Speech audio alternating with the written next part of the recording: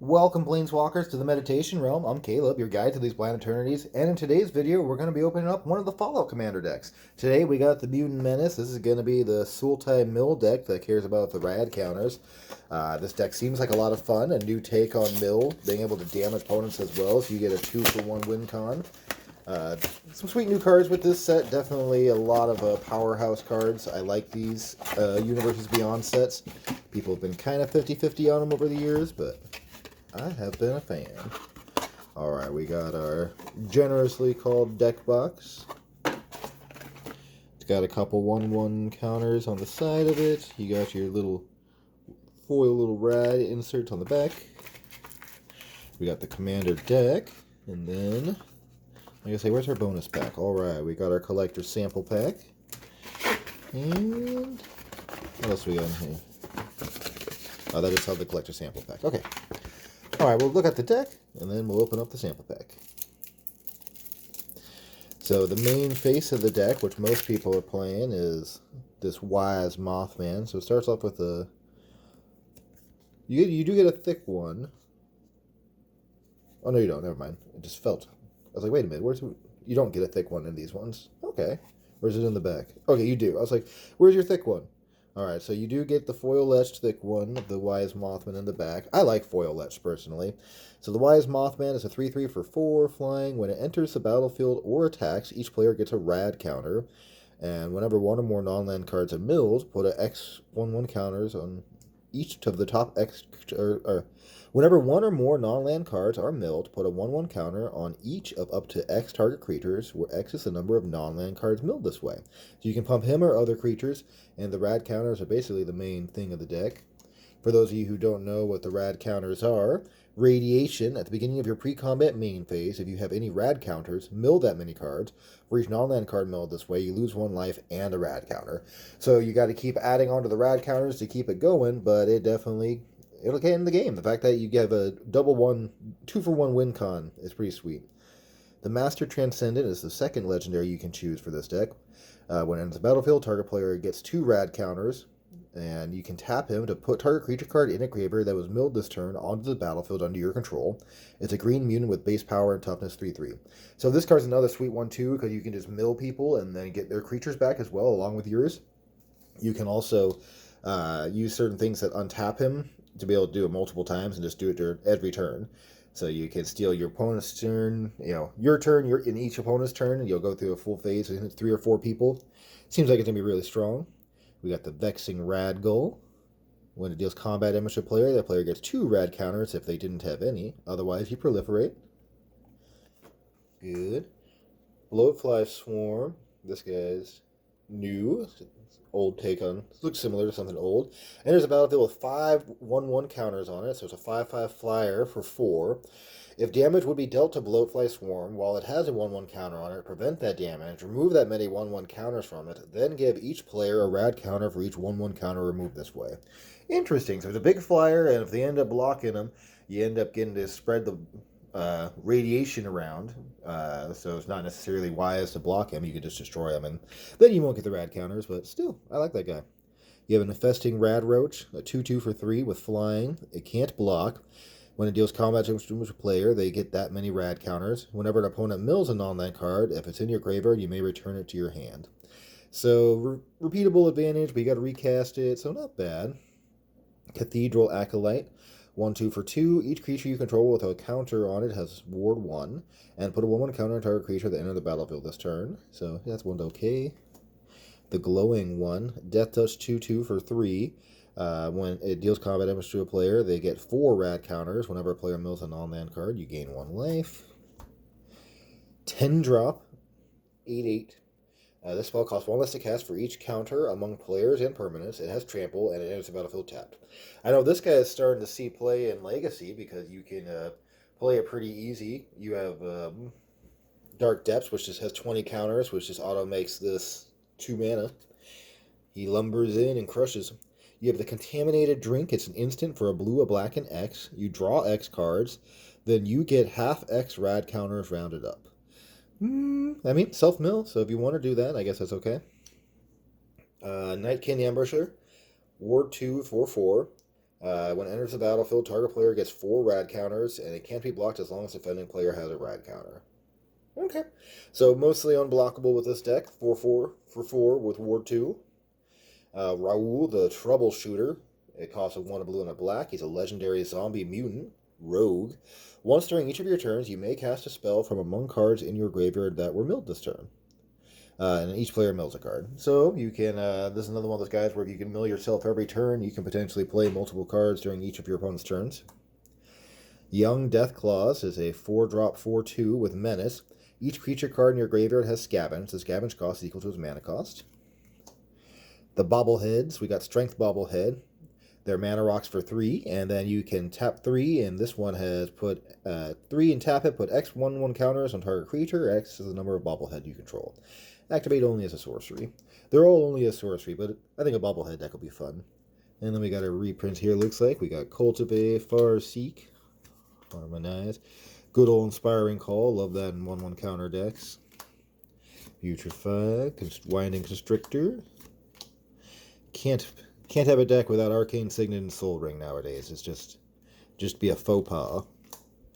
I'm personally not a big fan of having all these talismans in a green deck. I think you're better off with playing just actual ramp, like Rampant Growth and Farseek and whatnot, things that'll search your library. Alright, so we got one of the new rares here. We got Jason Bright, the Glowing Prophet. He's a legendary zombie mutant advisor. Whenever a zombie or mutant you control dies, if his power was different from its base power, you draw a card. And he has an activated ability, Come Fly With Me. You can pay 2, sacrifice a creature, put a 1/1 counter on target creature you control. It gains flying until end of turn. Alright. And then we got the Murloc Queen. It's a 5-drop, 4/4 with Vigilance. When Murloc Queen enters the battlefield, target player gets 2 rad counters, and whenever 1 or more non-land cards are milled, draw a card, then put a 1/1 counter on Murloc Queen. This ability triggers only once each turn. So with the rad counters, you're going to draw a card every turn, and this is going to get a 1/1 counter every turn.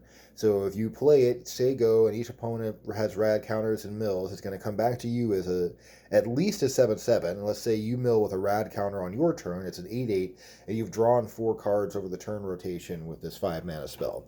This card is great. I think it's going to be great for this rad counter decks. Piper Wright, the Public Reporter. Legendary creature, Human Detective. Whenever Piper deals combat damage to a player, you investigate that many times. And whenever you sacrifice a clue, put a 1/1 counter on target creature you control. So allows you to do something with all those clues, and she gets bigger. So you get bigger, you create more clues. She just kind of feeds herself, which is an interesting engine. You have to deal combat damage, which is usually what blue doesn't do too well at. So not as aggressively anyway. So you can definitely sneak through. So she'll get in and just keep getting bigger. Sacrifice a clue, draw cards, make her bigger. She might be a fun one.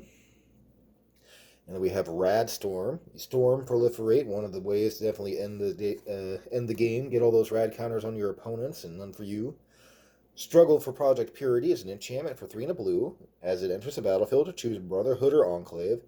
At the beginning of your upkeep, each opponent draws a card. You draw a card for each card drawn this way.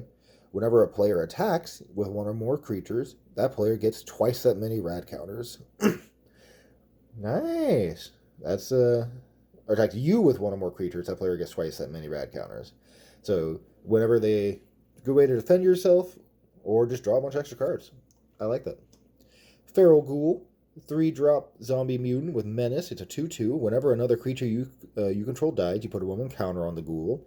And when Feral Ghoul dies, each opponent gets a number of rad counters equal to its power. Aggressive. We have Hancock, the Ghoulish Mare. Legendary creature, zombie mutant advisor. Each other creature you control that's a zombie or mutant gets +X/+X, where X is the number of counters on Hancock, and it has Undying. So you let him die, he gets at least 1, and then you can potentially add more counters in other ways. So, okay. Nuclear Fallout, one of my favorite cards from this set. A sorcery for black and 2X. Each player gets each creature gets twice -X until end of turn, and each player gets X rad counters.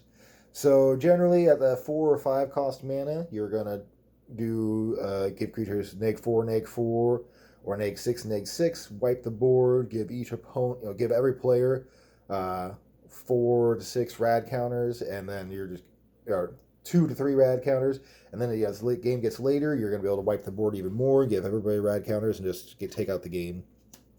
Screeching Scorch Beast, Bat Mutant, 5/5 or 6, Flying Menace. Whenever it attacks, each player gets 2 rad counters. Whenever one or more non-land cards are milled, you may create that many 2/2 black zombie mutant creature tokens. Do this only once each turn. So again, it's great with the rad counters because each opponent's going to mill cards, you're going to mill cards, you're going to get that, X 2/2 zombies every turn. This guy's going to do a lot of work. We have the Vault 12 Necropolis. It's a saga for 4 and 2 black. The first stage is each player gets 3 rad counters. Second, create X 2/2 black zombie mutant creature tokens, where X is the total number of rad counters among players. So even if nobody had any rad counters and you just played this, each player is going to get 3. They're going to tick down on each of their turns. So it depends on how many they end up removing, but you could definitely get up to 12 if nobody had any. And then the final stage is put 2 1/1 counters on each creature you control as a zombie or mutant. So gives everybody rad counters, makes a bunch of zombies, and then pumps them to be able to potentially win the game. So it's essentially a win con in and of itself. It's just kind of a 3-turn win con. We have Harold and Bob, the first Newmans. They're tree folks with vigilance and reach. It's a 3/3 for 3. When Harold and Bob, first Newmans, dies, if it was a creature, return to the battlefield. It's an aura enchantment with enchant forest you control, and enchanted forest has had 3 mana of any one color. You get 2 rad counters. Harold and Bob loses all their abilities. So you have a decent blocker, attacker, because you have vigilance, reach, 3/3 for 3. He'll die, you come back, and then you basically serves as pseudo mana ramp, and then you get rad counters to self-mill. Not bad for the right strategy. Lily Bowen, the Raging Grandma, looks like Thanos in a hat, and I kind of think of like a scarecrow outfit, but she's a legendary creature, mutant warrior with vigilance. Lily Bowen, Raging Grandma, enters the battlefield with 2 1/1 counters on it. At the beginning of your upkeep, double the number of 1/1 counters on Lily, if its power is 16 or less. Otherwise, remove all but 1 counter from it, then you gain 1 life for each 1/1 counter removed this way. So if she gets over 16, you remove all the counters, she gets tiny again, and then you gain 15 plus life. Okay. Sweet card. Definitely be fun to play with, especially because you can easily pump up your counters in this deck. We have the Power Fist. It's an equipment for 1 and a green. Equipped creature has trample, and whenever this creature deals combat damage to player, put that many 1/1 counters on it.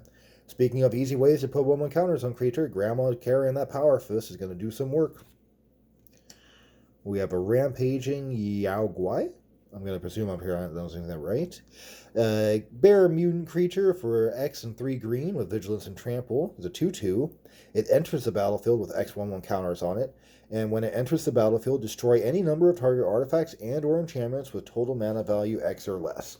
So you can just play it for 3 green and destroy all tokens that are artifacts, which is not bad. And then for 4 mana, it can come in with a 1/1 counter, destroy everything with 1, and X and so on. So, not bad. I can see this team playing the right commander deck. It's pretty easy to get to that 5-6 mana and blow up all the stuff that your opponents have built up and nothing of yours. And more on the late game.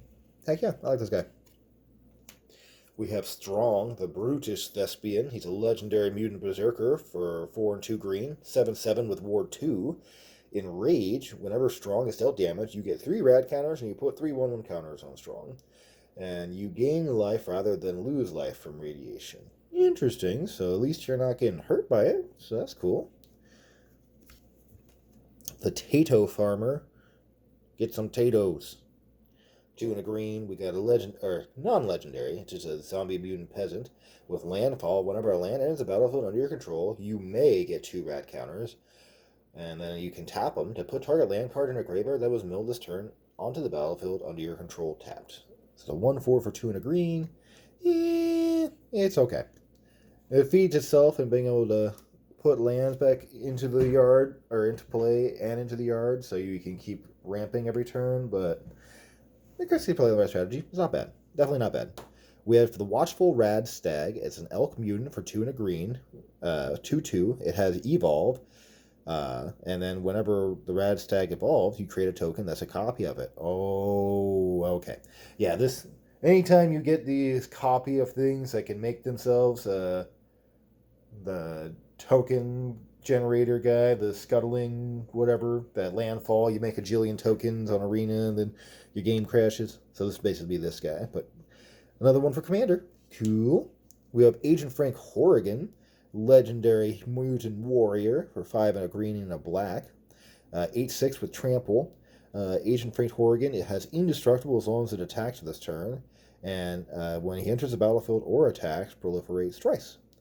So he can definitely, definitely do a lot of proliferating. And the fact that he's indestructible when he attacks, and it's 8/6 with trample, is very aggressive.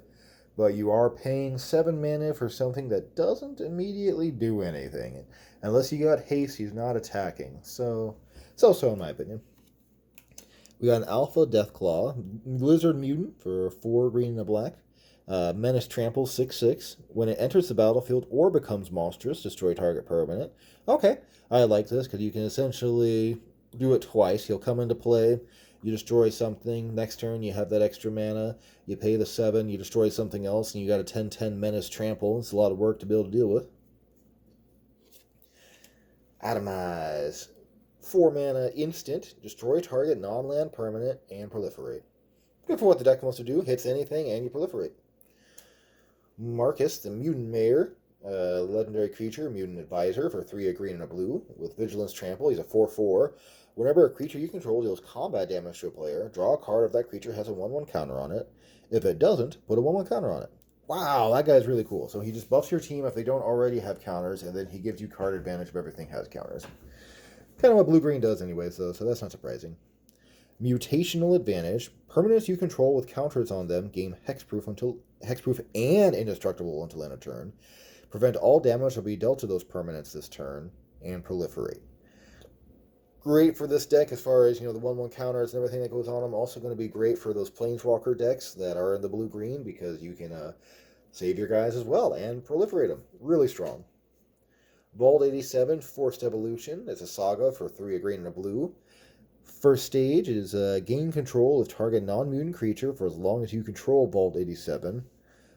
Level 2 chapter is put a 1/1 counter on target creature you control. It becomes a mutant in addition to its other types. And 3 is draw cards equal to the greatest power among mutants you control. So you steal something, turn it into a mutant, draw cards, and then you end up giving it back to your opponent. So, yeah, it's okay. Nuke Launcher. Equipment for 2. Equipped creature has +3/+0 and has Intimidate.